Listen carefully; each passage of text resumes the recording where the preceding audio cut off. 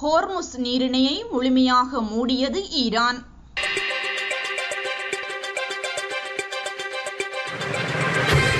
Hormuz நீரிணை ஊடாக எந்தவொரு கப்பலுக்கும் பயணிக்க அனுமதியில்லை என ஈரானிய இஸ்லாமிய புரட்சிகர பாதுகாப்பு படை தெரிவித்துள்ளது. ஈரானிய தஸ்மின் செய்தி நிறுவனம் இதுகுறித்து செய்தி வெளியிட்டுள்ளது. அமெரிக்க மற்றும் இஸ்ரேலிய இலக்குகளுக்கு எதிராக ஈரானிய ஆயுதப்படைகள் பழிவாங்கும் தாக்குதல்களை தொடர்ந்து முன்னெடுத்து வரும் நிலையில் இந்த நடவடிக்கை எடுக்கப்பட்டுள்ளதாக அந்த நிறுவனம் குறிப்பிட்டுள்ளது.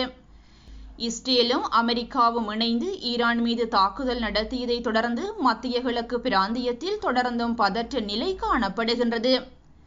இந்த சூழ்நிலையை கருத்தில் கொண்டு பயணிகள் மற்றும் பணியாளர்களின் பாதுகாப்பிற்காக மத்திய கிழக்கிற்கு பயணிக்கும் அனைத்து விமான நிறுவனங்களும் தமது விமான சேவைகளை தற்காலிகமாக நிறுத்தியுள்ளன.